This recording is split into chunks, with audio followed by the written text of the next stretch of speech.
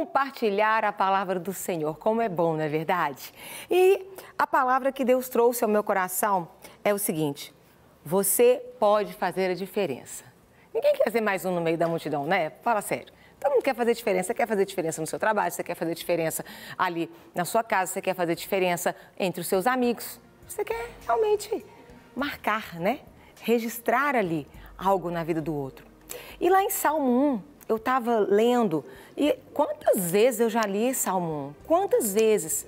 Mas eu estava fazendo meu devocional e assim, Deus falou, Ele trouxe uma pregação toda. Eu li lendo algo que eu já li tantas vezes, mas Deus me trouxe uma nova visão com aquilo, porque a palavra dele é viva, né? E é tão lindo a gente experimentar isso. Fala o seguinte: bem-aventurado o homem que não anda, Salmo 1, de 1 a 3, que não anda no conselho dos ímpios, não se detém no caminho dos pecadores, nem se assenta na roda dos escarnecedores. Antes, o seu prazer está na lei do Senhor. E na lei medita de dia e de noite. Ele é como a árvore plantada junto a correntes de águas, que no devido tempo dá o seu fruto, e cuja folhagem não murcha, e tudo quanto ele faz será bem sucedido. Algo interessante é que fala o seguinte: para você fazer a diferença, é necessário você meditar na lei do Senhor, você conhecer a palavra. Detalhe que aqui fala, ele tem prazer, não é fazer por obrigação. Quando você faz com prazer, aí sim acontece a diferença. Então, o que é o ter prazer? É ter prazer de estar com o meu coração aberto para ler, entender e praticar. E olha que interessante, ele fala, eu fiquei observando, esse homem, ele vai estar ali no meio dos ímpios, ele vai estar, porque olha para você ver, ele não vai andar no conselho deles, ou seja, ele vai ouvir coisas de pessoas que não conhecem a Cristo.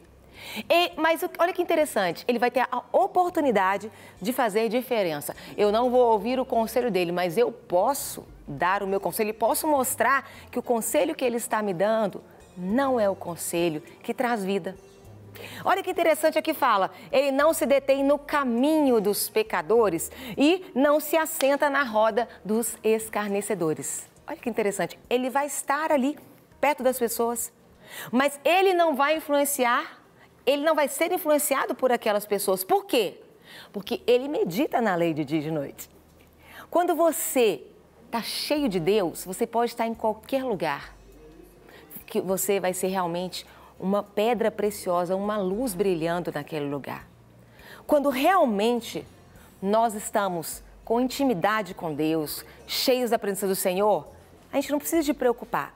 O detalhe é quando você acha que está, e aí você vai para o meio daqueles que não conhecem o Senhor. Aí você acaba o quê? Entrando no grupo deles, ao invés de quê? Apresentar aquilo que é verdade. E eu fiquei pensando algo tão interessante que ele fala o seguinte: como que essa pessoa que tem prazer, a pessoa que tem prazer em Deus, nas coisas de Deus, em ler a palavra, em conhecer, olha como é que é a vida dela. Ela é como uma árvore plantada junto à corrente de água. Árvore em água, você acha que está no lugar certo? É claro que é. Quando uma árvore está perto de água, você acha que ela vai ter vida ou vai ter morte? Uma pessoa que tem relacionamento com Deus, ela está no lugar certo. E quando você está no lugar certo, olha o que acontece. Ele vai dizendo aqui, no devido tempo dá seu fruto. E a gente sabe que a gente conhece as pessoas por aquilo que elas reproduzem. Você conhece a árvore pelo fruto. O fruto bom mostra que a árvore é boa. Tem gente que tem cara que está ótimo, parece, mas deixa o fruto dele, observa. Se o fruto for podre, essa pessoa, a árvore, está podre. Não presta, não. Precisa ser transformada. É isso que está falando. Uma árvore no lugar certo e as correntes de água, onde é que vem a água da vida? De Cristo, é óbvio. Então, no lugar certo, você vai... O que vai acontecer com você? Você vai dar fruto certo. E seu fruto, uma árvore com um fruto gostoso, você acha que ela vai atrair as pessoas? Vai. Você vai atrair as pessoas. Você acha que ela vai alimentar pessoas, um fruto gostoso? Claro que vai. Você vai levar o quê? Alimento. As pessoas, na verdade, gente, elas estão com fome e sede. A gente pode comentar, né, sobre esses eventos, essas festas que acontecem. As pessoas ficam um ano inteiro buscando um carnaval. E o que é o significado de carnaval? Festa da carne. É um período que o povo faz a conta. Acabou. No máximo uma semana. 9 meses depois a gente vê vários resultados. Nesse mesmo, um rapaz passou mal, vomitou no pé de uma moça, o namorado dela brigou com ele, começaram a brigar, bateu a cabeça no meio-fio e morreu, 18 anos. As pessoas que vivem, o pessoal fala assim, o Brasil, ele só funciona depois do carnaval. Tá errado. Isso tá errado. Isso realmente é você ver que a pessoa não faz diferença. Isso é você ver que está no lugar errado. É você viver dependendo daquilo. E ele fala, é como uma árvore plantada. As pessoas estão indo para o carnaval por quê? Porque elas querem felicidade. Elas querem alegria, só que essa alegria que tem sido oferecida, ela é muito momentânea, já passou. Agora nós vamos ter um tanto de consequência desse período, dessa desordem. Eu falo porque eu não nasci num lar evangélico, então eu já vivi isso. Mas, na verdade, o que eu buscava? Eu queria, era a paz do Senhor, era a felicidade. E por isso que fala bem-aventurado. O significado de bem-aventurado é feliz, sabia? Feliz é aquele que está com a raiz em Deus, na fonte de água viva. É aquele, por isso, por ser feliz, ele dá fruto e aí ele termina. As folhagens não murcham. Sabe o que é? Ele traz refrigério. Quando a folhagem está ali verdinha, grande, a folhagem... As pessoas querem ou não querem estar debaixo daquela árvore ali? Ai, deixa eu vir aqui pegar, ter um refrigério. Ai, a situação está tão difícil, está muito quente, tem muitas lutas. Ai, então deixa eu ir debaixo daquela árvore ali, encostar um pouquinho. É assim. A pessoa no lugar certo, as pessoas querem estar perto dela, ela faz a diferença, porque quando ela abre a boca, ela traz vida para quem precisa. E aqui ele termina, e tudo quanto ela faz será bem-sucedido. Olha que coisa linda. Você viu que eu falei, essas 3 características, estar no lugar certo.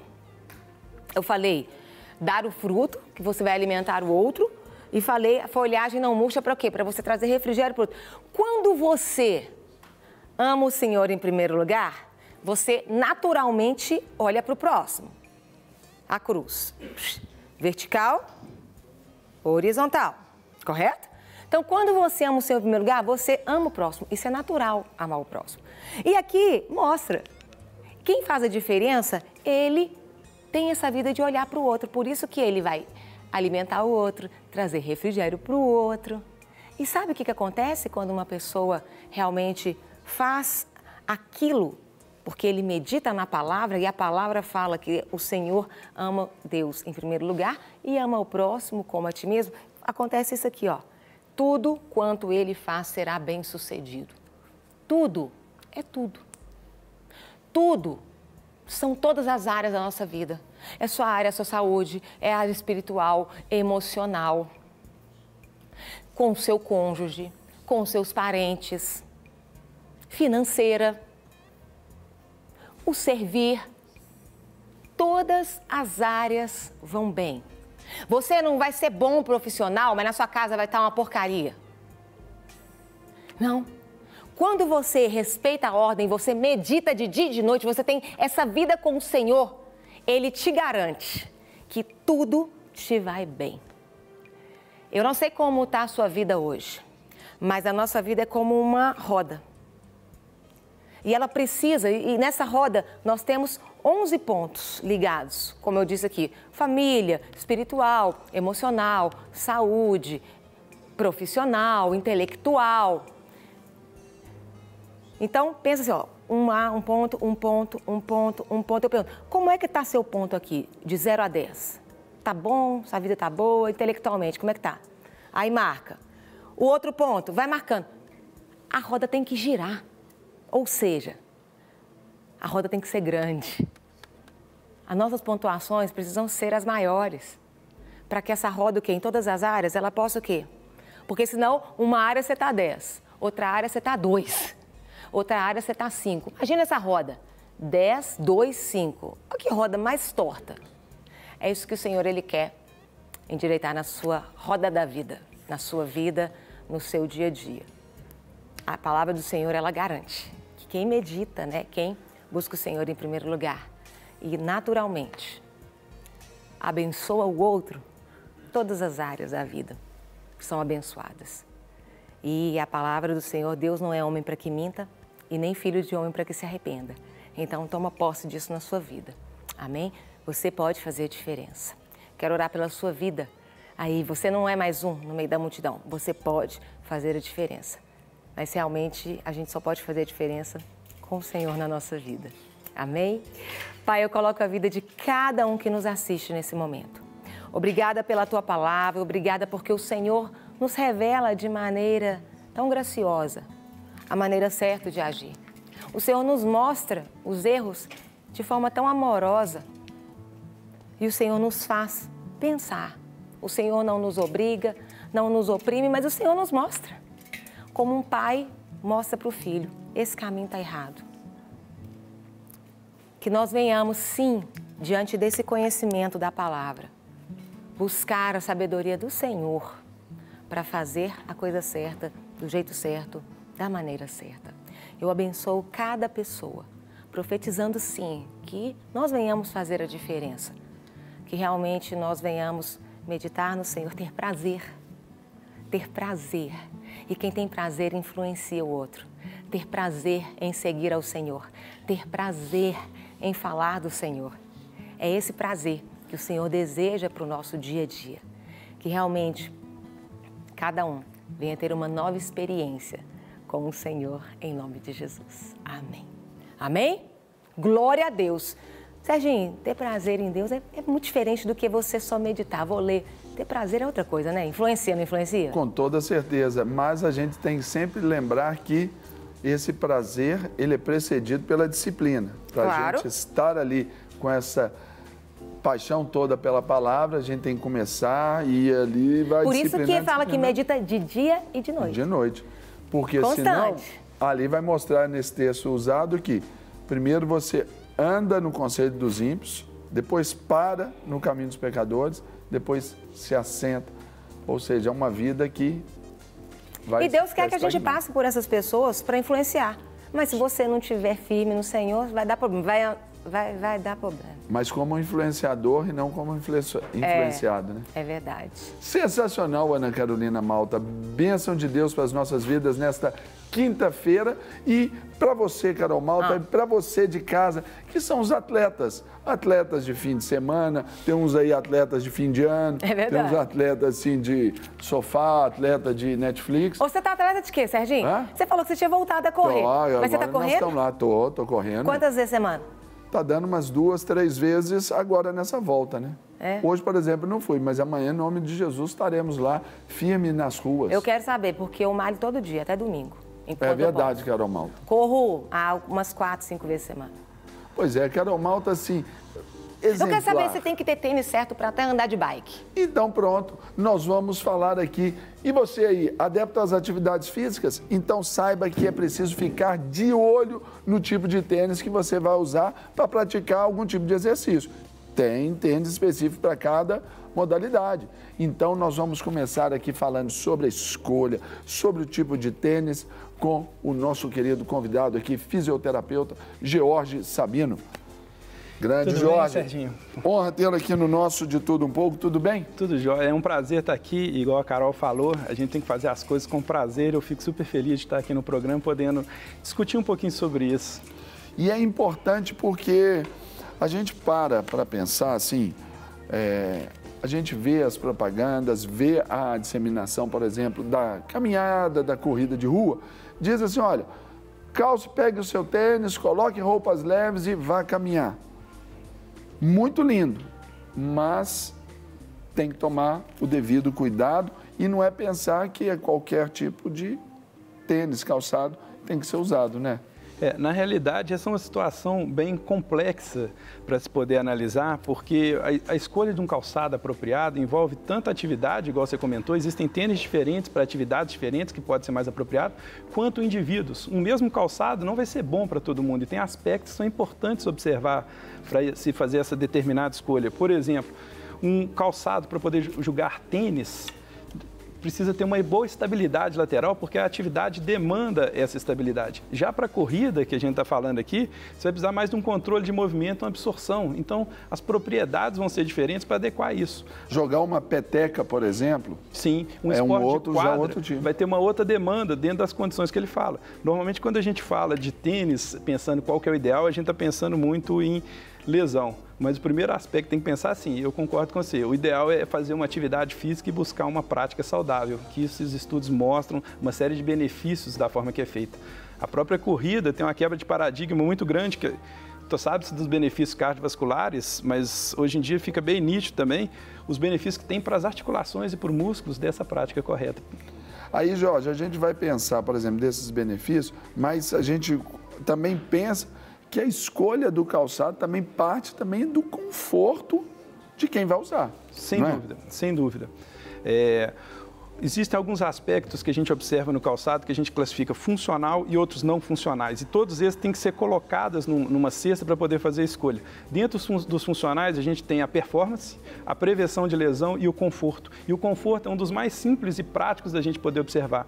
Uma dica que a gente orienta, às vezes, é que a pessoa, quando for escolher calçado, pensando, por exemplo, na corrida, dela poder ir fazer essa escolha no final do dia. Durante a prática esportiva, o fluxo sanguíneo aumenta o volume do pé. E no final do dia é o que mais representa isso. E aí, quando você escolhe um calçado confortável, você vai ver características que adequam apropriadamente a sua antropometria, a formato do seu pé da melhor maneira. E isso pode ser um fator, inclusive, que leva à prevenção de lesão. E com detalhe também, além de ser no final do dia, que o pé já está ali, mas a gente tem aquele pé que é um pouquinho maior, mais largo do que o outro. Experimentar por este. Né? Sim, experimentar e testar, se possível fazer uma pequena caminhada, uma corrida, sentir se aquilo realmente adequa às suas características da melhor maneira. Não existe uma pessoa igual a outra, não tem um pé igual a outra e essa análise ela é bem individual. Tá? Vale observar aqui, Serginho, só para complementar e não deixar essa informação incompleta, que o conforto não é tudo dentro dessas variáveis. Sim. E o conforto ele pode levar a uma falsa ilusão de melhora de performance e estabilidade. O conforto é uma das variáveis que tem que ser observada dentro de tudo, mas é uma variável simples da gente poder observar que é bem recomendada que seja atentada com bastante cautela. Pensando em calçados femininos, uma boa parte dos problemas de paciente que a gente pega na clínica é exatamente porque os fatores estéticos predominam sobre o conforto e a pessoa usa um calçado que não é apropriado para ele. Um bico fino, um salto alto, alguns fatores que levam à disfunção. Muitas vezes o tratamento é simplesmente trocar o calçado.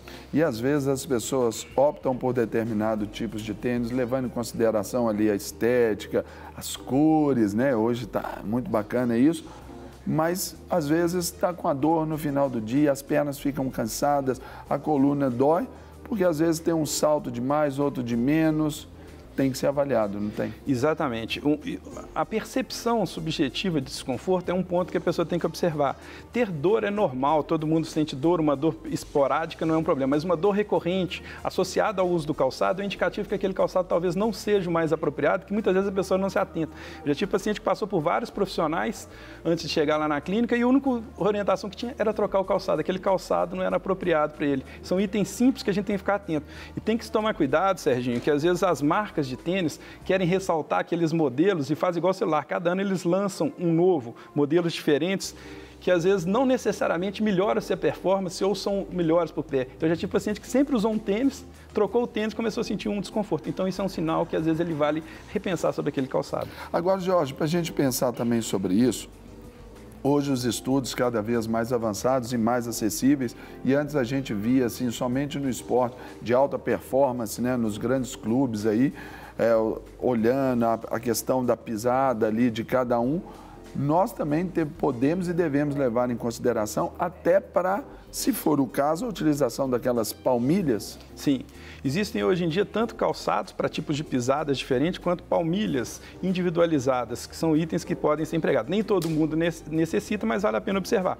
Um cuidado que a gente tem que ter, particularmente na escolha desses fatores, é que esses instrumentos são empregados para poder estabilizar o movimento. E a análise do movimento ela é bem complexa. E às vezes a gente tenta simplificar isso, vendedores muitas vezes em loja, e levam a calçados inapropriados.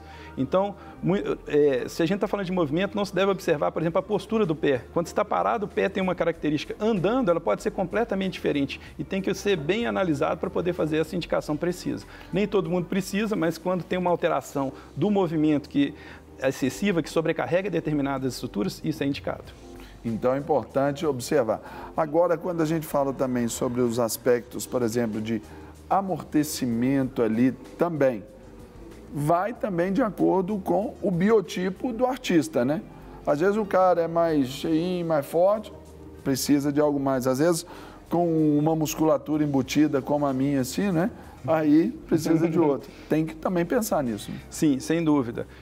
Tem uma individualidade muito grande dentro da pessoa e dentro da atividade. Então, por exemplo, um calçado com amortecimento, pensando, por exemplo, na prática de esporte de quadra, pode ser negativo, tipo no tênis que eu comentei, ou mesmo na peteca.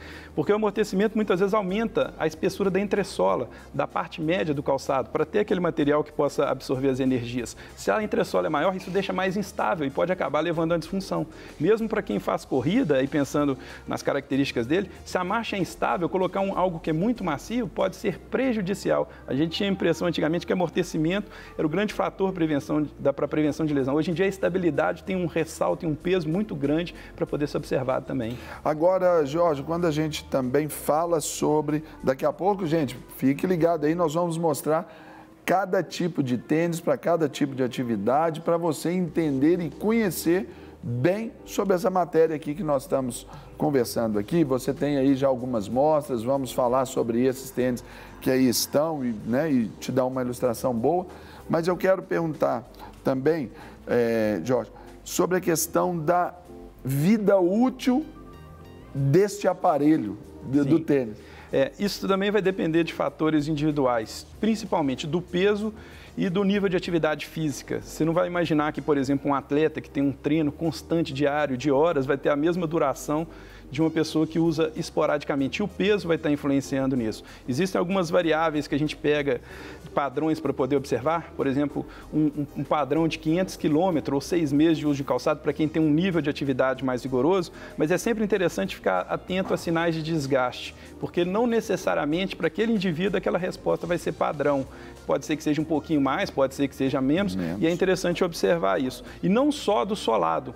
Hoje em dia eles trabalham com materiais mais resistentes, que às vezes o calçado não desgasta, mas a entressola já conformou. Então, olhar o calçado como um todo. O solado, se tem desgaste, mas se tem conformações no cabedal, na parte superior dele, também que estão indicativos que ele já modificou suas propriedades, que isso pode acentuar o movimento da pessoa. Então, a pessoa que pisa para dentro, vai forçando aquela região, se o calçado já desgastou, a tendência é ele pisar cada vez mais, e isso pode ser um fator de sobrecarga, de problema. Propicia ali até já a pisada ali, tirando essa estabilidade também, né? Desejada, pelo menos. Exatamente. Existem casos na literatura de problemas de pacientes com fasciite plantar que melhoravam com a fisioterapia, voltava para correr, sentia de novo e na análise percebeu que o calçado tinha alterações que estavam favorecendo isso. A troca do calçado nessas situações pode ser simplesmente o fator primordial do tratamento.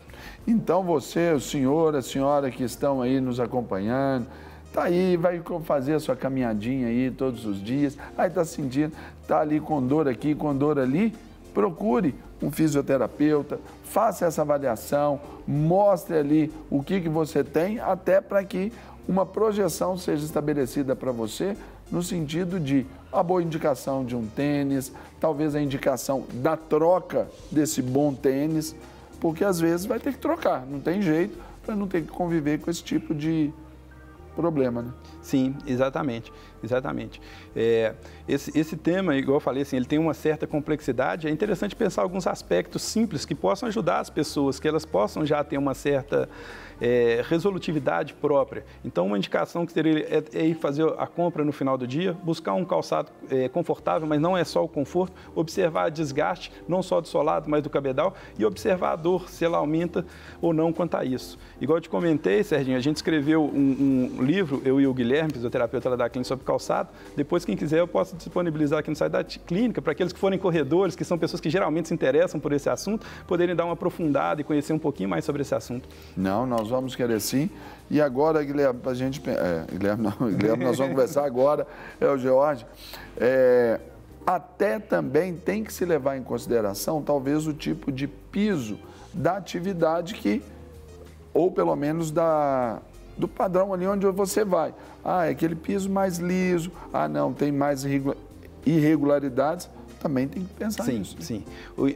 Dentro uma condição do indivíduo, o piso é um desses variáveis. A gente tem muito problema que aparece às vezes também, Serginho. O pessoal em férias, pegando agora esse período de feriado, vai para a praia e acha que é porque é macio, é bom. E aí a pessoa sempre correu no asfalto, sempre correu em lugar mais rígido, não está acostumado. E volta com problemas associados à alteração desse piso, tá? Então o piso também é uma variável que tem que ser observada, a acentuação, os declives. O que é recomendado de uma forma em geral, pensando nisso, é que a pessoa faça mudanças de pisos de forma programadas, progressivas e não muito abruptas, igual acontece nesse caso. Sempre correu de um jeito, sai correndo, aproveitando. Eu, por exemplo, eu só corro no calçadão, por exemplo, agora nas férias, né?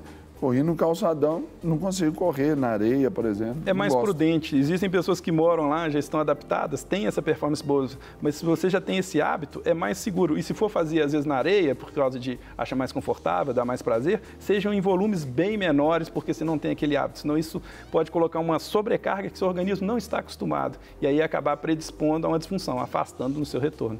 Gente, sensacional, né? Você já tinha parado para pensar nisso, para entender sobre isso? Ainda não? Então, você viu aqui no nosso De Tudo Um Pouco sobre esse cuidado aí para a escolha ali do seu tênis, do calçado, para fazer a sua atividade física. Conversei aqui agora com o Jorge Sabino, que é fisioterapeuta. Jorge, eu vou te agradecer por esta parte da entrevista, porque agora eu vou pedir também a sua licença para ir ali no outro espaço nosso, para conversar sobre os tipos de calçados com o Guilherme Araújo. Perfeito, é um prazer, eu te agradeço. Obrigado. Obrigado, Jorge. Uma grande honra tê-lo aqui conosco. Volte sempre. Obrigado. Agora, pessoal, e você está pensando assim, eu peguei o tênis do meu filho, ele joga bola, ele joga futebol, aí tinha um tênis ali mais ou menos, então eu vou fazer minha caminhada, é o mesmo número, eu vou pedir para ele e ele vai me emprestar. Cuidado.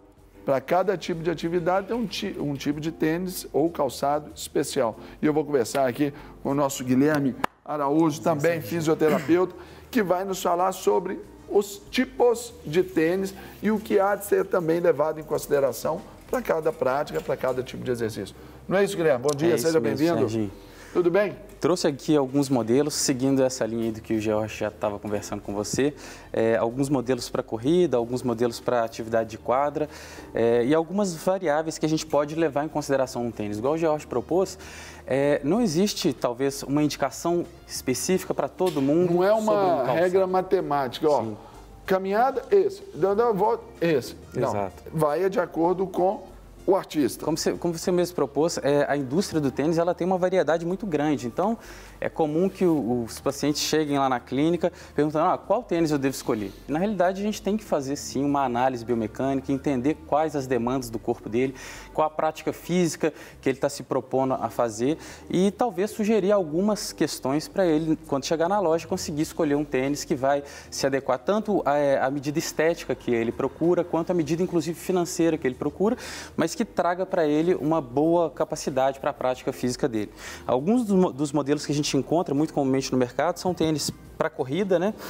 A gente tem esses tênis minimalistas. Esses tênis minimalistas, eles levam em consideração uma entressola mais estreita. Então, eles têm pouco material. Como o Jorge estava falando, pouco material geralmente está relacionado a uma menor absorção de impacto, menos material para absorver impacto. Muitas vezes esse tênis é um tênis muito adequado para melhor, inclusive, de performance. A gente vê muitos atletas de elite, inclusive, usando tênis com entressolas mais baixas e isso não prejudica a performance deles. Mas aí ele levando em consideração que todo esse processo preparatório desse atleta já foi feito, todo ali, e ele se adaptou e ele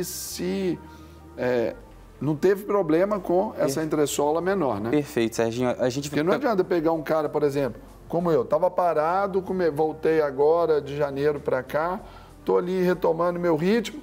Não adianta se eu colocar um tênis talvez desse, eu vou sentir dores. Perfeito, Serginho. Eu vou precisar dele um pouquinho mais alto. Na realidade, esse é um tênis que talvez não vá ajudar tanto o movimento do indivíduo. Talvez ele vai permitir que o indivíduo, já munido de um bom padrão de movimento, a musculatura está bem trabalhada, ele tem bom padrão de movimento, ele vai permitir que esse indivíduo faça com muita precisão que ele está preparado ali para fazer. Bom, a gente percebe que um tênis igual a esse, ele tem um contraforte mais macio, então quando o sujeito chega na loja para escolher o tênis, ele consegue palpar essa região de trás, que a gente chama de contraforte do tênis, perceber que ele é um pouco mais macio. A altura aqui do colar do tênis, que a gente chama, ela é um pouco mais baixo, o cano um pouco mais baixo, então menos esse é o que eu estabilidade. Uma rigidez torsional, esses tênis, ela é um pouco mais baixa, então ela vai controlar menos um pouco o movimento. Bom, mas isso porque a musculatura, ali a estabilidade da passada ali já está bem controlada por causa de um processo também de fisioterapia, musculação, exercício. Com certeza. Então já é para um nível mais acima, não é isso? A gente tem outros modelos de tênis que hoje em dia eles têm crescido muito no mercado, não para o atleta profissional, para o atleta amador, são os tênis maximalistas. Esses tênis eles já vêm com uma entressola um pouco mais espessa. Essa entressola um pouco mais espessa foi atribuído a ela uma maior capacidade de absorção de energia, mas os estudos mais recentes eles têm mostrado até uma variável contrária a isso. Talvez o impacto que o sujeito vai receber seja até um pouco maior. Então a gente ainda tem que evoluir um pouco mais em relação à literatura, mas são tênis que são utilizados muito por indivíduos que praticam corridas de longa distância. A entressola deles, por ser mais espessa, é um pouco mais rígida, mas como o Jorge colocou, se a gente vai escolher um tênis desse para fazer um esporte de quadra, por exemplo, jogar um futsal, uma peteca, como você propôs, o fato de ter uma entressola mais alta, talvez vai levar esse indivíduo a ter menor estabilidade. Menor estabilidade talvez o deixe mais susceptível a desenvolver algum tipo de lesão.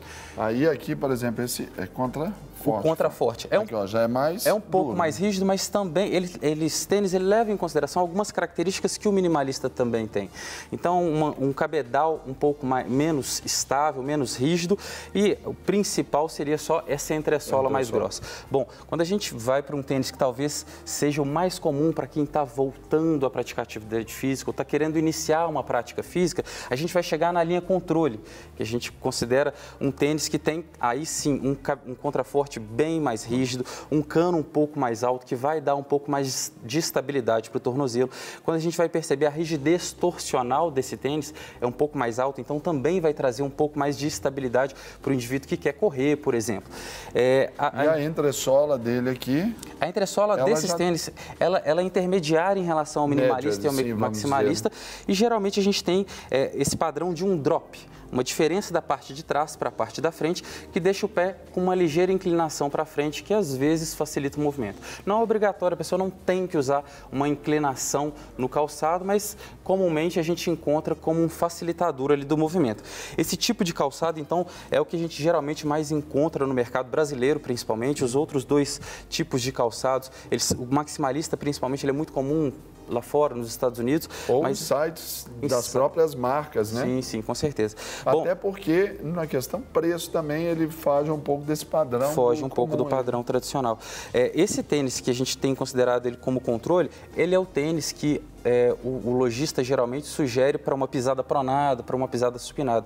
Então, quando a gente observa esse tênis... Pronada é a pisada para fora. Pronada é a pisada para dentro. Para dentro. Quando o pé tomba muito para dentro. Isso. E a supinada quando pisa o pé tomba para fora. A literatura ela mostra que um aumento dos padrões de pronação ou de supinação em momentos inadequados durante a marcha, a corrida, ela pode estar associada com algum padrão de sobrecarga nos tecidos e provocar dores, provocar inclusive a incapacidade do sujeito de continuar praticando atividade física. Então, a indústria ela traz algumas estratégias como deixar mais macio a lateral em relação à porção medial do tênis para controlar um pouco mais da pronação ou vice-versa, deixar mais rígida a parte lateral em relação à parte medial. Quando a gente vai sugerir um tênis de modo menos específico para um sujeito que ainda não passou por uma análise criteriosa, a gente tende a propor que ele use um tênis neutro. É comum que um pé faça um movimento diferente do outro pé. Então, não dá para a gente pegar um tênis e generalizar que ele vai funcionar para os dois pés ou para a população inteira corrigir o movimento dessa forma. Uma dica que a gente costuma dar muito, que as pessoas às vezes deixam um pouco de lado, esses tênis que são dessa linha controle, principalmente, eles vêm com um sistema de furação para o cadarço, que usa 6 furos ascendentes com um furo descendente. Pesquisadores já mostraram que usar a amarração do cadarço do tênis de modo mais adequado durante a prática física aumenta a estabilidade da pisada, aumenta o controle do movimento. Então é muito comum que o sujeito chegue lá na clínica e quando a gente vai começar a avaliação, pede ele para tirar o calçado, ele tira o calçado sem mesmo desamarrar. Ou mesmo só pisa assim só por pisa e trás. puxa. Isso é um fator que para a prática física costuma ser negativo. O cabedal de um tênis, nessa linha controle, ele é desenvolvido para ajudar o pé a se controlar, a ter mais controle de movimento. Então, se você usa o tênis bem frouxo, a tendência é que ele não vai te ajudar nesse sentido. E que por mais que você está usando um calçado de uma linha controle adequado, não vai funcionar porque você não está buscando essa estabilidade. Agora, Guilherme, das ruas para as quadras, para a gente dar aqui rumos finais na nossa prosa, comenta pra gente sobre essas duas amostras aqui que você nos trouxe. Esse tênis é um tênis que tem um cano mais alto, a gente percebe. Detesto. E é comum em algumas práticas esportivas, como por exemplo o basquete, esses canos mais altos, eles estão associados... E hoje até o vôlei também. O vôlei também utiliza esse cano mais alto e está associado a um maior controle do movimento do tornozelo. Então, acredita-se que um pouco que ajudaria na estabilidade para evitar... Até por causa dos movimentos construídos, das lateralizações, as mudanças de direção durante o movimento. A gente percebe, eu trouxe esse tênis aqui mais para mostrar que é comum que indivíduos que às vezes comprem tênis levando mais em consideração um fator estético, por ser também um tênis, acabem iniciando práticas físicas com um tênis que talvez não seja tão adequado. Um tênis que talvez não seja tão adequado, seja um tênis que talvez seja isso, um pouco mais pesado do que o necessário. Essa é uma variável que a gente leva em consideração para escolher um tênis. O tênis ser mais leve ajuda na performance do indivíduo. Ao mesmo tempo, esse tipo de tênis, ele tem uma sola que geralmente é um pouco mais estreita em relação à parte superior do tênis, que seria o cabedal. Isso também ajuda a diminuir um pouco da estabilidade do movimento. Então, pensar em utilizar um tênis mais direcionado para a prática esportiva, quando comparado a um tênis mais direcionado para a prática de estética, no momento da escolha, é algo adequado. A gente costuma dizer que o sujeito, quando vai à loja, ele deveria calçar o tênis e calçar mais de um tênis. A gente vê que tem várias marcas, calçar mais de um tênis e se movimentar com esse tênis por um período de tempo, faz com que ele consiga perceber coisas que você conversava agora há pouco com o George. A largura da caixa de dedos, se é adequada para ele, a altura do cabedal, a rigidez, a absorção de impacto, a abertura do colar do tênis, a altura do contraforte, tudo isso, sem conhecer cada variável dessa, vai fazer o indivíduo perceber se aquilo é mais ou menos confortável para ele. Começa por ali, né? Começa por ali. De volta com o nosso De Tudo Um Pouco, que tem de tudo muito para você, muito conteúdo, muita informação, porque você merece. E o WhatsApp tá aqui, gente, 31984029756. Manda aqui sua participação, coloca seu nome, o nome da sua cidade, pra gente mandar um beijo, honrar você e todos aí que estão assistindo. A gente sempre gosta dessa interação mesmo, a gente gosta que você pergunte, que você mande sua participação, manda beijo, a gente gosta realmente de aproveitar esse momento para estar bem próximo. E eu te pergunto, você quer ter a pele perfeita? Muitas pessoas aí estão apostando aí nas técnicas coreanas para garantir isso, né? Quer saber aí mais sobre isso? Quer? Sim, não? Então você tem que ficar atenta agora com as dicas da dermatologista, doutora Érica Amarante. Muito bom dia, doutora. Seja muito bem-vinda. Bom dia. Obrigada. É um prazer estar aqui mais uma vez com vocês. Que bom tê-la aqui conosco. Doutora, conta isso aqui. Essa técnica coreana é coisa nova, coisa antiga? Conta um pouquinho pra gente sobre isso. Então, na verdade, a gente já sabe que as asiáticas, de um modo geral, elas têm um cuidado muito especial com a pele. Elas prezam por uma pele mais branquinha, uma pele sem imperfeição, sem mancha. Elas são muito disciplinadas, elas evitam o sol a qualquer custo. Sim. E não só as coreanas, as chinesas, as japonesas. E recentemente caiu muito no gosto da população, assim, essas técnicas coreanas, alguns produtinhos coreanos, chineses, japoneses, mas assim, a gente dermatologista, a gente já conhece esses produtinhos há um tempo, mas caiu no gosto das blogueiras. Aí virou moda. Virou modinha. Entendi. E hoje você vai dar pra gente 10 dicas.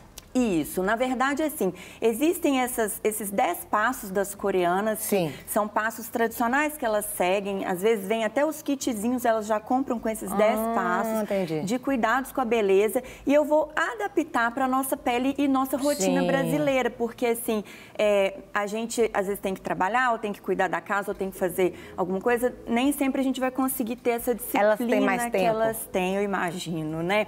E a nossa pele também é uma pele diferente, é uma pele mais oleosa. Então, de repente, se a gente seguir aqueles passos todos, às vezes o resultado não vai ser um resultado tão bacana. Eu vou pedir, então, vamos para o nosso espaço verde, que nós estamos com a modelo aqui.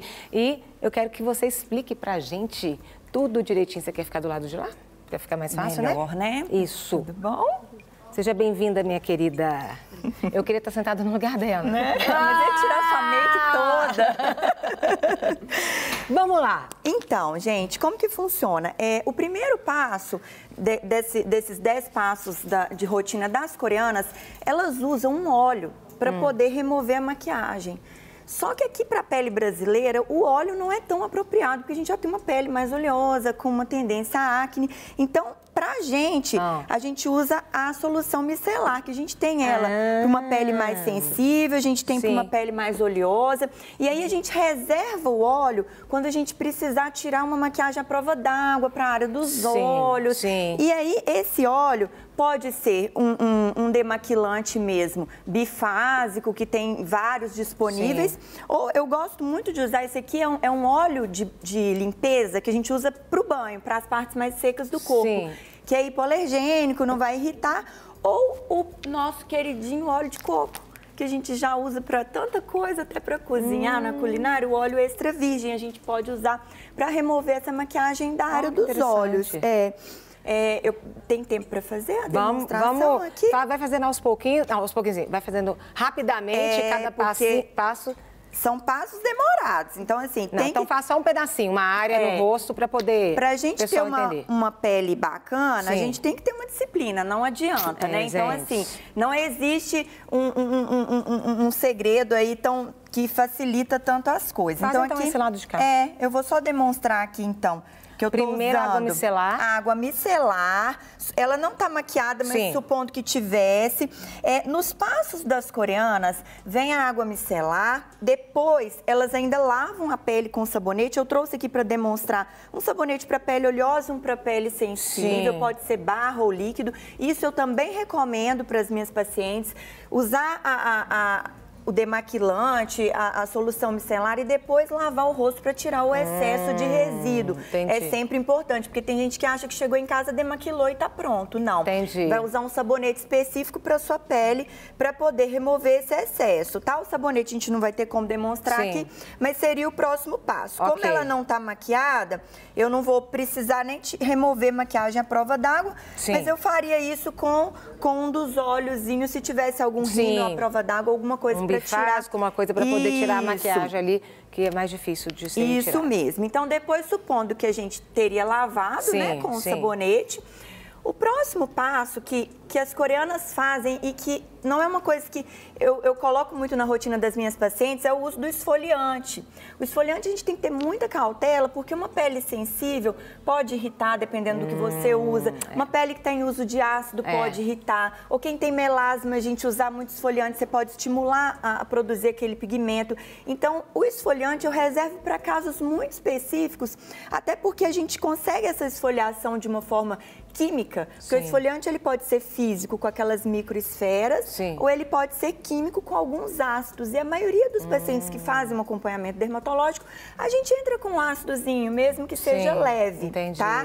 Então esse seria vamos ver. E esse é o terceiro. Segundo, terceiro passo. E, por exemplo, elas usam esfoliante todos os dias? Elas usam todos os dias, E aí não... Pois é, isso não descarta nada, não? Isso me faz passar mal. Vai usar você vai parecer que você tomou sol e tá descascando ali, minha filha. O esfoliante, quando indicado, ele tem que ser usado de uma forma muito suave, uma vez por semana, tem toda uma indicação.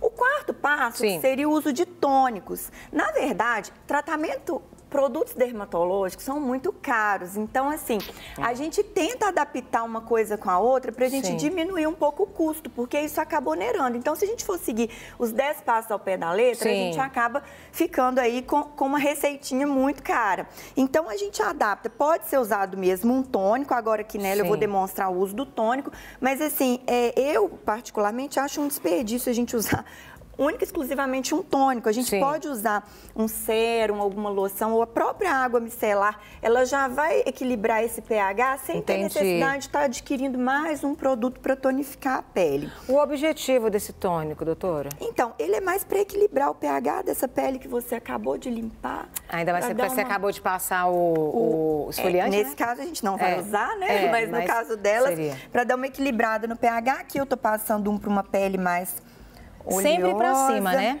Ah, sim, isso é bem importante. Eu brinco, até meu marido já aprendeu. Até carinho a gente faz pra cima, gente. Nada de ficar fazendo carinho no rosto da esposa, puxando pra baixo. Você vai estimular a flacidez. Adorei! Meu marido começa, ele já lembra, amor, não é pra cima, né? É sempre pra fora, pra cima, pro lado que a gente quer. Câmeras, vocês sabiam disso? Faça carinho na sua esposa, carinho na sua esposa, puxando pra cima.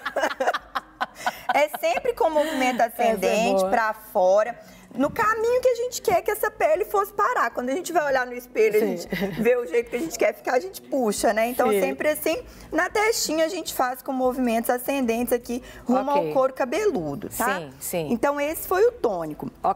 Depois do tônico, elas usam máscara e elas também usam máscara todos os dias. Por isso que eu falei que para nossa rotina mais corrida... Finas? A gente não adapta. E quanto tempo elas usam essa máscara? Fica quanto tempo? Geralmente uns 15 minutinhos. Elas usam muito, eu vou só demonstrar aqui rapidinho, depois eu tiro. Elas usam muito essas máscaras de papel que vêm embebidas em uma substância. Essa aqui vem com aquela toranja, que é a grapefruit, eu comprei fora. Aqui no Brasil é mais difícil a gente achar essas máscaras em papel. Eu sempre trago de fora, é bem baratinho. Quem for viajar assim, vale a pena trazer. Será que no Mercado Livre? Com certeza deve achar, E aí, essas em forma de papel. Deixa eu só mostrar aqui antes que a minha mão fica suja, que a gente aqui no Brasil tem máscara em forma de roll-on, que a gente passa. Essa aqui, no caso, a gente dorme e tira no outro dia, tá?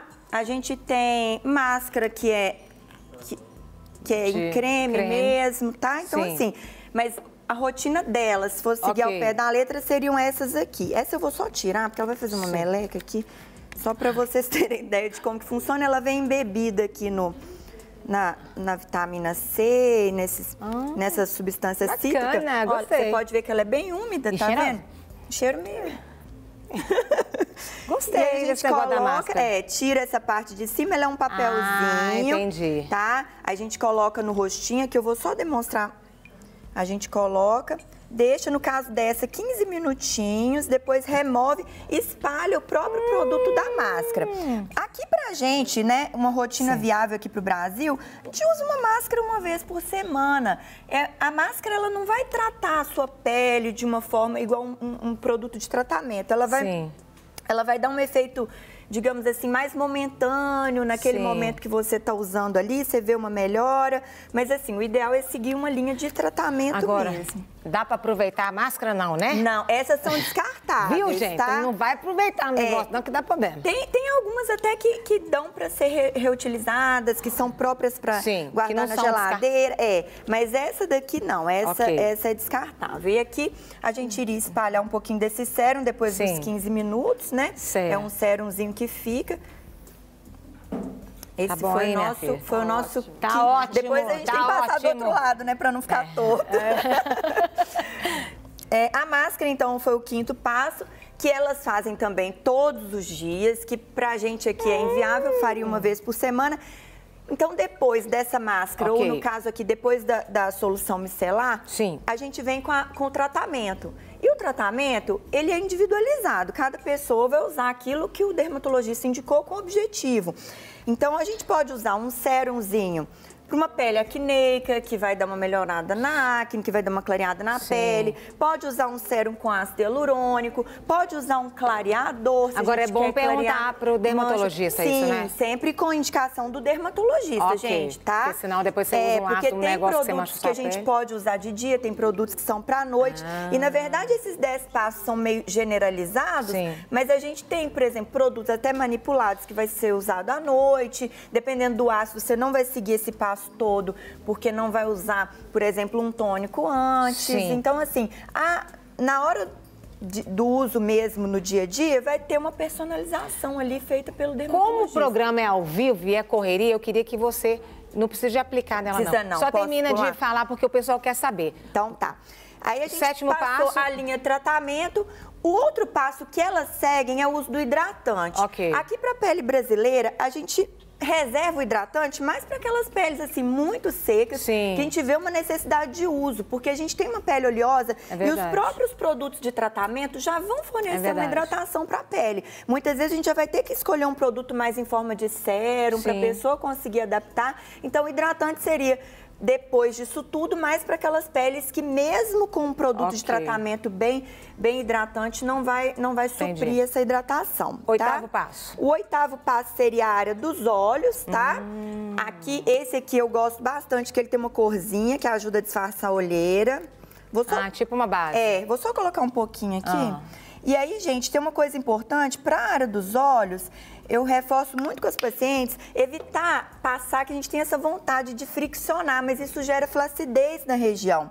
Então, a gente faz com muita delicadeza, nesse sentido aqui pro meio do olho, fecha o olhinho pra mim, e aqui como se fosse pentear a sobrancelha, que aí você não esquece, o movimento é circular, como se fosse pentear a sobrancelha. Aí espalha direitinho, com batidinhas, tá? Para não causar flacidez. E o último passo? E o último passo, o mais importante de todos, protetor solar.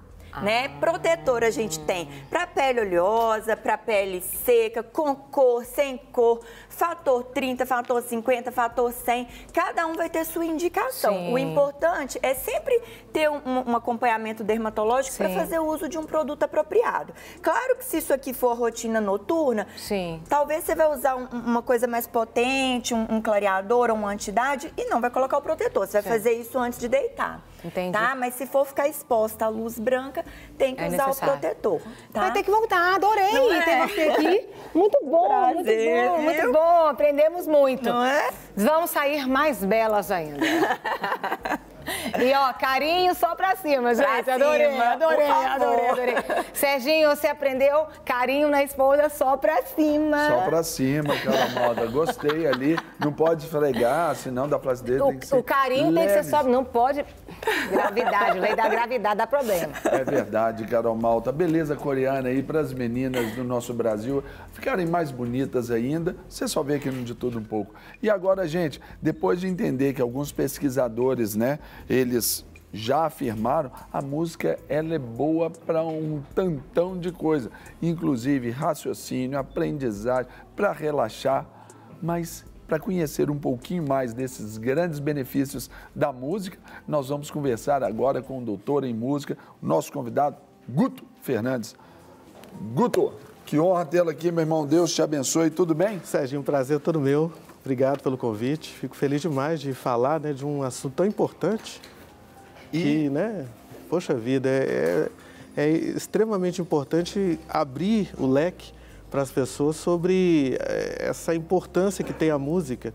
Não só a gente que é crente, que é evangélico, a gente usa muita música dentro da igreja como forma de expressão de louvor, mas ela tem uma amplitude muito maior na vida do ser humano, não só na área social, como no convívio cultural mesmo.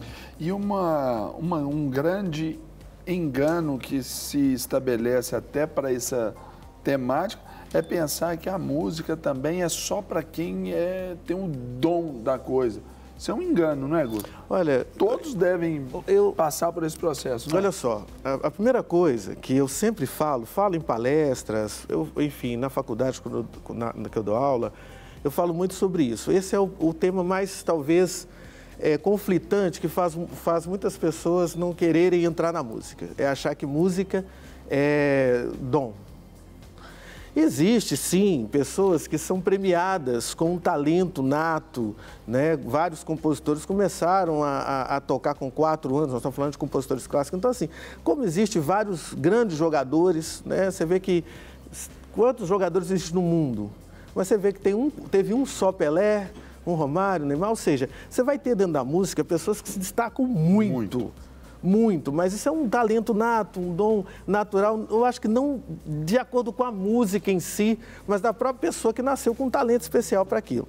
Isso não limita qualquer pessoa a estudar música, a aprender música. Talvez se a pessoa quer ser um grande cantor, um grande violinista, um grande músico, a dedicação é mais importante. Eu falo nesses anos todos, são 30 anos que eu dou aula.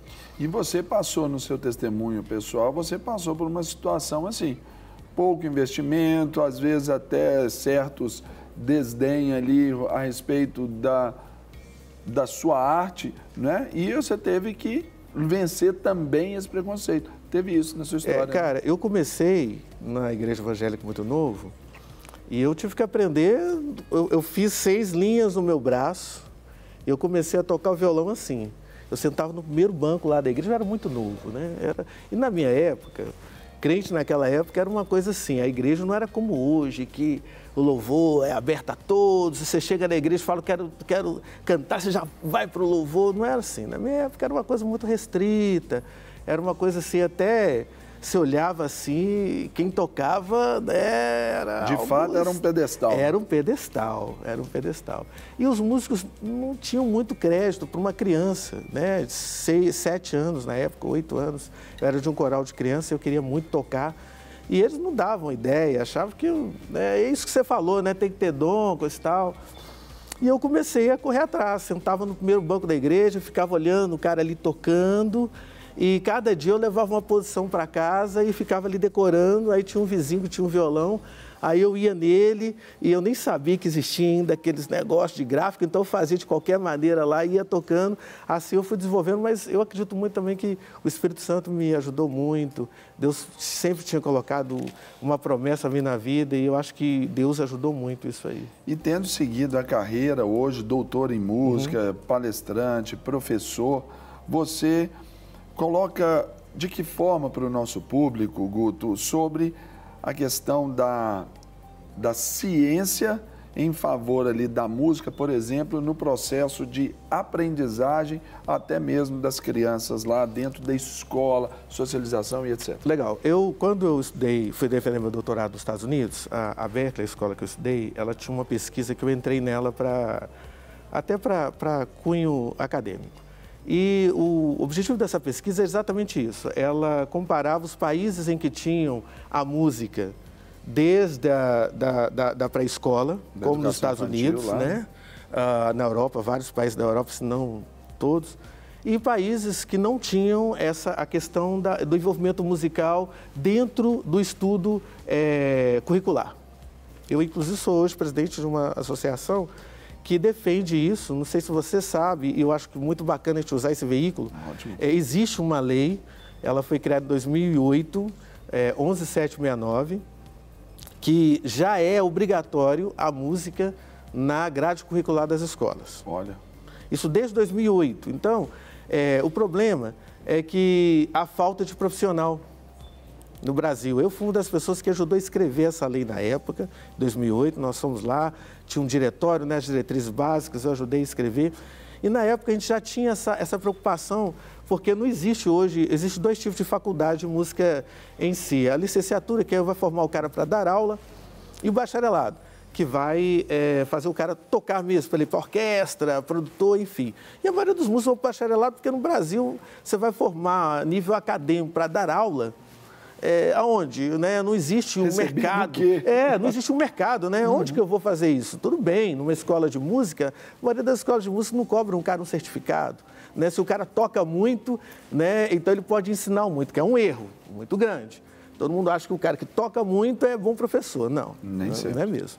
Mas aí, assim, então, hoje já existe essa lei, a grande verdade é que 2020 agora, porque ela foi prorrogada, foi indo postergando, porque exatamente o fato de não ter profissionais para ir para as escolas, tanto públicas como privadas.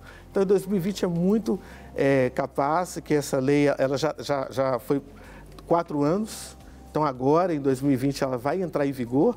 Então, todas as escolas têm que se adaptar e colocar na grade curricular a música. Enfim, então, quando eu estava participando dessa pesquisa, nós vimos ali, e o legal do resultado disso é que o cognitivo, o social, a percepção educacional, porque a música ela tange a matemática, ela tange o português, ela tange a literatura, ela tange a comunicação em si, porque música é comunicação, o desenvolvimento mesmo. Então, quer dizer, em relação à música em si, o benefício dela e quanto ela atinge todas as áreas de conhecimento e quanto isso ela beneficia e amplia, porque a música, na realidade, ela é um exercício da mente. É a academia da mente. Então, do mesmo jeito que o cara vai ali, se você perguntar, um cara vai fazer um esporte, ele precisa fazer uma musculação, se não fizer, ele não vai ser muito bom no esporte, ou talvez nem consiga exercer algum lado algum jogo, né? Enfim. A mesma coisa a música, ela é uma academia intelectual, ela desenvolve intelectualmente o cérebro, não só a aptidão musical, como para qualquer área em que a intelectualidade seja usada. E vai também, vai pelo lado também dos benefícios, vamos dizer, nesse mundo aí estressante que a gente vive, até esse relaxamento, esse cuidado, é terapêutico também, né? Tem a musicoterapia. Aí, nesse caso, nós estamos falando de uma outra área importantíssima, que é não só como terapia ocupacional, para a gente mesmo tirar o estresse. Lá na minha escola mesmo, eu tenho vários alunos que têm problemas mesmo, síndrome de Down, pessoas com problema enfim, vários tipos de síndrome, de problemas, né? Que a música ela vai beneficiando no tratamento, no que tange ao intelectual. Né? Claro, nós vamos falar que uma pessoa que tem problema eu tenho até pessoas que têm problemas musculares que vão lá fazer piano para desenvolver a musculatura. Uma forma de fisioterapia também. Sim, mas a principal foco da música é mesmo a intelectualidade. Agora então, Guto, vamos abençoar o nosso pessoal de casa aí então com música boa? Vamos lá, vamos. Fechado comigo? Fechou, vamos lá. Então, pedir aqui para você nos acompanhar, a você tomar aí o seu lugar. Boa, até dar para cá essa cadeirinha. Quanto tempo você já está aí na estrada? 35 anos. Hã? 35 anos de boa música aqui no De Tudo Um Pouco para você. Guto Fernandes, doutor em música. Você vai cantar o que pra gente agora? Caminho da Salvação é uma música meio poética que fala de Jesus, uma carta de Jesus para a galera. Ou então, aí, uma poesia aqui em música para você, do nosso Senhor, para abençoar a sua vida. Sua mesmo? Minha mesmo. Então, nos abençoe dessa forma, Guto. Valeu.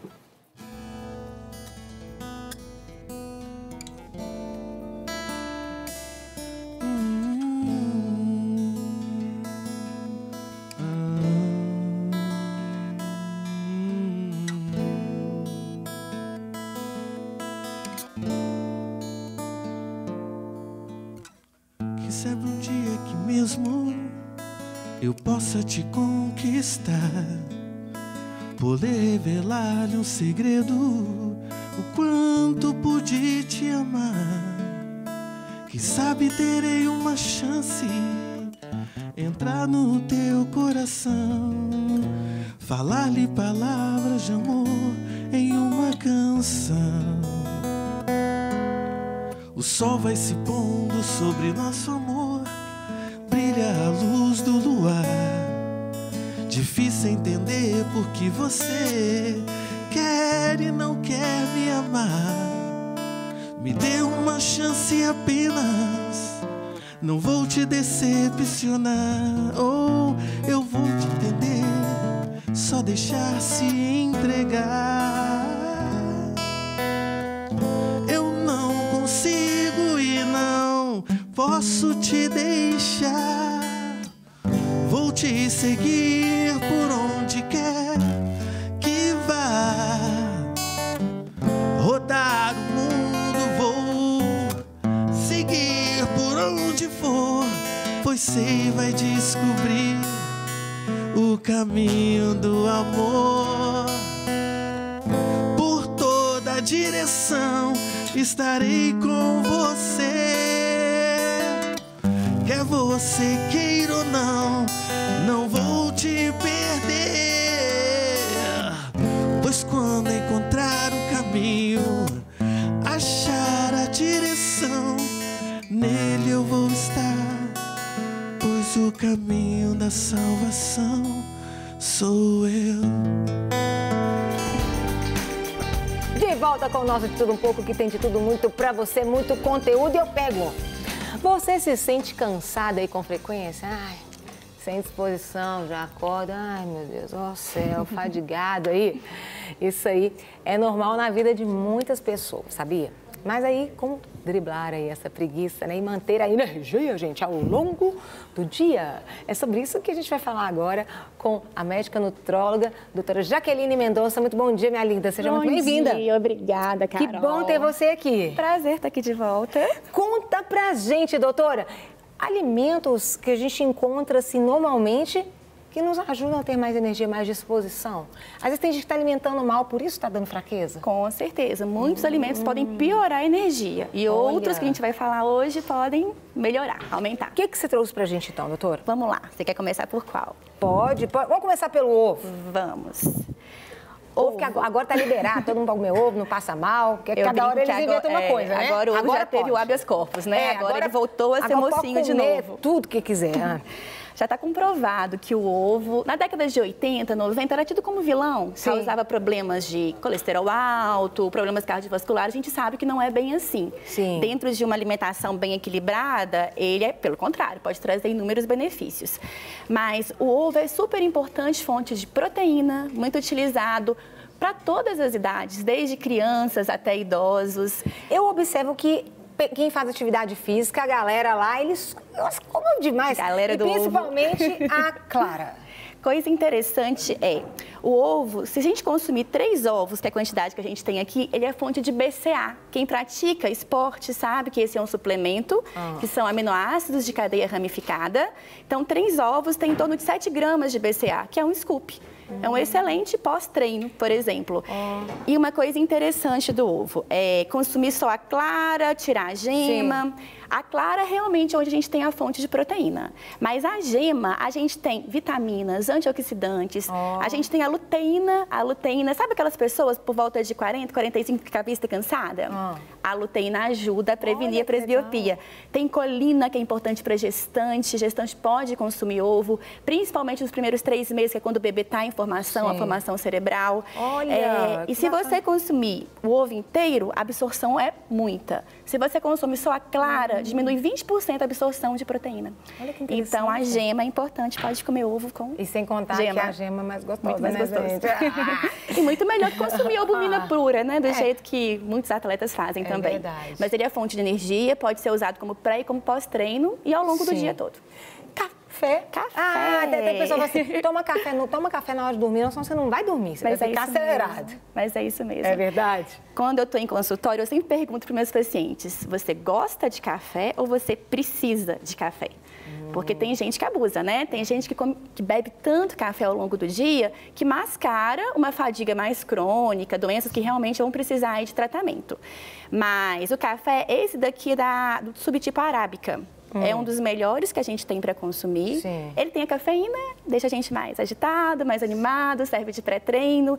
Estava falando agora de cuidados com a pele. Ele tem ácido ferúlico, é um antioxidante potente, muito utilizado até em alguns cremes para beleza, acrescentado em protetores solares. Sim. Melhora o metabolismo de gordura, de açúcar, inibe um pouquinho o apetite. Então, o café, quando bem utilizado, é uma excelente bebida funcional. E aí, mas com adoçante? Sem nada? Pode ser sem nada. Pode, eu não tomo mesmo, né? Então, assim, café com açúcar não é o mais saudável. Mas tem adoçantes também que também são ruins. Então, o ideal é coloca adoçante mais natural, pode ser xilitol, eritritol, estévia. E à medida que for adaptando o paladar, vai reduzindo. O pessoal consegue tirar. Tem gente que fala assim, eu nunca vou conseguir beber café sem açúcar. Aí depois de 2 meses já volta, você sente mais o sabor. Quem gosta de degustar café, prefere sem açúcar. Pimenta e gengibre. Eita, também. Sim. A pimenta é interessante. O gengibre eu sei porque ele é termogênico. Termogênico, a pimenta também. Sim. Eu coloquei aqui os dois para citar temperos que a gente pode colocar em tudo. Na alimentação do almoço, por exemplo, à noite. Qualquer pimenta ou só do reino? De preferência, a pimenta do reino, não. De preferência, pimentas vermelhas, que tem a capsaicina, que é o termogênico. Sim. Inclusive, já tem vários estudos mostrando que ela é um pré-treino. Ajuda para dar energia, inclusive, para atividade física. Tem gente colocando, né, pitatinha de pimenta caiena no café. Então, assim, pode inseri-la ao longo da dieta. Sim. Gengibre, uma das melhores funcionalidades dele para causar energia é que ele melhora a digestão. Então, um chazinho de gengibre pós-almoço evita aqueles gases, aquele empachamento. E olha que o gengibre tem um gosto mais forte, mais né? intenso, sim. Que às vezes diminui a energia pós-almoço. Um chazinho de gengibre pode ajudar. Um café com uma pitadinha de pimenta caiena pode ajudar. Frutas. São essas frutas as boas, doutora? Conta pra gente. Também. Eu quis colocar frutas porque tem tanta gente com medo de fruta hoje em dia, né? Por conta de dieta low carb, fala que fruta engorda, que fruta tem carboidrato, mas fruta é uma excelente fonte de energia, de carboidratos bons. Então, se a gente for pensar numa fruta, o que ela vai ter? Ela vai ter água, fibra e a frutose, que é o açúcar da fruta. Sim. O que faz mal é essa frutose adicionada. É a gente colocar no alimento que não a contém. O açúcar de mesa faz mal, mas quando a gente consome essa frutose junto com a fibra, ela libera o açúcar de forma mais devagar, mais gradual. Equilibrada. Então, in natura, é super saudável. Lanchinhos intermediários, comer as frutas com uma castanha, por exemplo. Sim. Tem um As açúcar oleaginosas. que é benéfico. Isso. Só que o suco de fruta não é tão saudável, não. Você bate, né? Então, assim, você quebra a fibra, se coar, pior ainda, e aí é puro açúcar, engorda. Então, suco de laranja engorda igual refrigerante. E pra fechar, o açaí. O açaí. Ninguém gosta, né? Ninguém gosta. Pois é. Açaí, para valorizar também, né, o Brasil. Até no voto de açaí. 85% dele estão lá, do mundo, da produção mundial, é nossa, é Pará e Amazonas, é norte do país. Eu quis trazer o açaí porque melhora a energia? Melhora. Mas existem dois grandes mitos em relação ao açaí. Um deles é, muitas pessoas consomem achando que é fonte pura de proteína. E não, gente, é fonte de gorduras boas. Nisso, o açaí pode ser comparado ao abacate, por exemplo. Tem ácidos graxos, oleico, linoleico, palmítico. Então, ele dá energia, mas em excesso ele pode engordar também. É muito difícil a gente encontrar aqui no Sudeste um açaí sem adição de xarope de guaraná. Esse é o problema também. É raro. O açaí puro realmente é saudável. Inclusive, faz parte da alimentação básica do Norte. Sim. Então, assim... O gosto é bem diferente, viu, gente? É muito. Eu fui lá, pessoal, açaí, comi... Mas eles se sentem ofendidos se a gente coloca alguma daquelas coisas que a gente põe em cima, eles ficam ofendidíssimos. Não pode, não, é açaí puro. Eles comem açaí com peixe...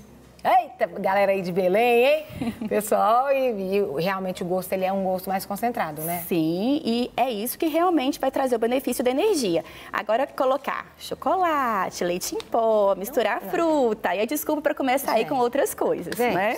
Você quer comer outras quase coisas? sorvete. Come outras coisas. Isso. E o segundo mito do açaí.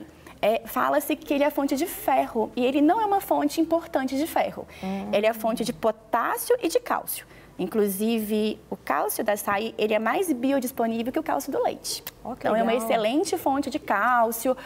Porém, tem que tomar atenção, tem que tomar cuidado com a quantidade, com o xarope de guaraná adicionado e com as outras coisas que a gente coloca. Quero agradecer, minha querida. Eu que agradeço.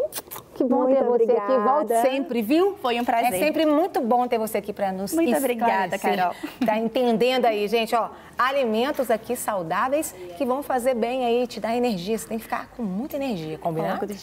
Serginho. Muito bem, Carol Malta. Aprendeu? Depois de ouvir aí que o açaí é muito bom... Tem isso aqui, eu tô achando que tem coisa que você não pode nem comer, Sérgio. Não, mas... Porque você já tem energia demais. Pois é, eu já fico acelerado na curva, você imagina. Ninguém vai aguentar, não? Não vai, não. Agora, Eu achei interessante sobre o açaí, que aí vai colocando leite em pó, leite condensado, aí vai dar leite condenado, né? Aí vai dar sempre origem a outras drogas mais fortes, né? Você viu? Você tá com uma pessoa que eu gosto demais. Pois é, nós vamos falar de uma expressão de carinho muito grande, porque dia 25 de janeiro marcou a vida de todos nós, que foi a tragédia em Brumadinho. Todos sofremos, mas a mensagem de esperança, de amor, especialmente para os pequeninos, precisa ser levada ali. Alguns que ficaram órfãos, alguns que ainda nem entenderam tão bem o que aconteceu, mas quem vai nos falar de uma ação evangelística, amorosa, cuidadosa com as crianças de Brumadinho, nada mais, nada menos do que ele, o mito da TV evangélica no Brasil, Ulisses Spadiari, mais comumente conhecido como Tio Woody. Só porque você é meu irmão gêmeo, você fala isso, né? Pois é, claro, eu tenho que puxar a sardinha para o meu lado um pouquinho. Serginho, 25 de janeiro parece que passa muito rápido, mas para todas as pessoas que nos assistem, que sempre, quase todos já perderam alguém, né? Sim. Um familiar. E a gente que já tem essa experiência, a gente sabe que a dor nunca termina, ela ameniza, ela toma outras formas, embora às vezes a mídia já não dê mais tanta atenção, porque outras notícias chegam, o sofrimento continua, né? Então, a gente que está aqui, mora em Minas Gerais, estamos em Belo Horizonte, pertinho da cidade de Brumadinho, do Córrego do Feijão, né? Ali do Parque das Cachoeiras, a gente está mais próximo, a gente acompanha mais, talvez essa dor demore mais tempo do que muitas pessoas que moram em outros estados, por exemplo. Verdade. Por exemplo, Tio Udi, quando eu estive lá em Brumadinho, a percepção que eu tive e o que mais me impactou foi isso, essa ideia de orfandade daquele povo em relação ao tempo. É verdade. Eles sofreram aquele luto, eles estavam abraçados, acolhidos, mas eles estavam ansiosos, temerosos ali pelo futuro, de serem esquecidos. E eu vi de algumas pessoas lá a mesma citação. Talvez depois que o Brumadinho passasse ali esse período de buscas, encerrasse, só seria visto de novo no final do ano na retrospectiva. Infelizmente, você perder uma pessoa de uma morte natural sempre é traumático, né? Mesmo que essa pessoa esteja enferma há muito tempo. Aí numa catástrofe onde muitas pessoas da mesma família foram dizimadas, é uma dor bastante difícil de suportar e leva muito tempo. E nesse fim de semana eu tive essa oportunidade nessa terça-feira. Conta pra gente um pouco dessa ação que você participou, fez, promoveu lá em Brumadinho. Uma família muito querida nossa, da Igreja Batista da Lagoinha, Cristina e sua família, me ligaram porque eles têm conhecimento de uma missão chamada MIM, que é a Missão do Interior de Minas, que faz um trabalho de evangelização nas cidades, e promoveram então esse dia, essa terça-feira aí de carnaval, na cidade, ali no lugar, no Córrego do Feijão. Inclusive, nós até estamos rodando as imagens ali, né? Do trabalho lindo, grande, olha, você vê quanta gente, a 200 metros, mais ou menos, onde a televisão mostrou muito a catástrofe, onde foi impedida a estrada, tem uma pracinha, tem uma Igreja Assembleia de Deus ali, que é uma base onde foi juntado ali material para as crianças, onde teve brincadeiras. Foi um dia, na verdade, para esse povo, onde teve dia da beleza para as mulheres, pintura de rosto para as crianças, brincadeira, aula de dança, e culminou nesse momento aí com o trabalho de evangelização que eu tive a oportunidade de participar e ver essas crianças sorrindo, esquecendo, pelo menos momentaneamente, da catástrofe. Mas promovendo algo que lhes restituiria talvez até esperança, né? Que a própria palavra de Deus é a vida de Jesus. É claro que a gente leva isso com humor, onde as crianças riem, se divertem, mas o conteúdo ali nada mais é do que o amor de Deus. Alguma experiência assim que você pode destacar para a gente desse dia especial, tio? Posso, se você me dá a liberdade de eu poder ler um pequeno depoimento que eu recebi. Sinta-se à vontade. Eu acho que depoimentos assim faz você mudar a sua perspectiva de vida muitas vezes, né? E talvez vai ajudar muitos. Obrigado, tio Uli, por fazer essas crianças sorrirem e esquecerem por um momento a dor e a ausência de alguém na família ou na comunidade. Falando especificamente do Córrego do Feijão, né? Foram 17 pessoas só da comunidade Córrego do Feijão e ainda faltam 2 para serem encontrados, segundo o depoimento da Silvia, que trabalha dentro da base. Ela diz que não consegue esquecer as pessoas, que sempre está em crise de choro por saber que ali, debaixo da lama, ainda estão seus 2 amigos dos 15 que foram enterrados. No pequeno cemitério fizeram várias covas do lado de fora do muro e ainda resta 2 covas abertas que estão aguardando os últimos 2 da comunidade. Segundo Silvia, com lágrimas nos olhos, Córrego do Feijão nunca mais será a mesma. Continue indo e orando por essas pessoas, que a cada dia que passa o sofrimento tem aumentado. Para a Silvia, o que tem aliviado são as orações e a presença dos irmãos em Brumadinho. É tão interessante, né? E saber que a percepção que eu tive se é a mesma que você teve também. A igreja cumpriu bem o seu papel, está cumprindo bem o papel. Graças a Deus. Né? Ali na cidade, mas ainda tem esse pós. E a gente precisa focar e a gente não pode deixar esse ferro ali que está né, bem ardente assim, esfriar, porque senão depois não dobra mais, né? Então, aproveitar essa oportunidade de abençoar a vida dessa igreja na pracinha ali da Assembleia de Deus, do pastor que tem cedido todas as instalações para fazer esse trabalho contínuo, as missões como o MIM e tantas outras que estão envolvidas, o pastor Miguel Renan também que está envolvido ali, a Igreja Batista da Lagoinha. Então, importante a gente nunca esquecer e poder, não é? E abençoar essas pessoas que estão ali orando, visitando, os psicólogos, pedagogos, pastores, evangelistas. O trabalho é muito para fazer. No próximo dia 23, a gente está vendo uma forma de poder participar também. Vamos ter uma outra atividade, só que do outro lado, já na cidade próxima a Brumadinho, esqueci o nome, tem o Córrego do Feijão e Parque da Cachoeira. Vamos estar ali também num evento parecido, porque houve ali também muitas perdas. Dia 23 de março, muitas perdas. Pessoal que talvez de casa esteja aí interessado em participar ou até mesmo ajudar de alguma forma, só entrar em contato até com você pelas suas redes sociais. É possível também participar ainda aqui de longe, né, tio? Com certeza. A gente tem um casal ali muito querido, que é o pastor Paul e a Ashley, que moram ali no Parque das Cachoeiras e tem servido até de um centro de apoio, assim, abençoando os bombeiros, fazendo um momento também de receber aquelas pessoas. E a gente está com informações provisórias ainda, mas eu acredito que vai ser nesse lugar, que é um retiro, onde vão ser feitos aí os trabalhos com as crianças e com as pessoas. Depois manda pra gente aí essas informações com precisão, pra gente tá aí arregimentando aí o nosso público querido, sempre muito fiel, né, e sempre muito solidário, pra gente continuar abençoando, amando Brumadinho. Sair, não deixar ficar só nesse tempo, mas a gente dá essa continuidade. Com certeza. E as orações dos irmãos, dos telespectadores aqui de Tudo Um Pouco, fazem toda a diferença também. Não quer ficar um segundo por fora da nossa programação? Agora você pode nos acompanhar através das plataformas digitais. Não perca tempo. Acesse, curta e siga-nos. Fique por dentro de tudo o que acontece por aqui. Rede Super, inspirando você.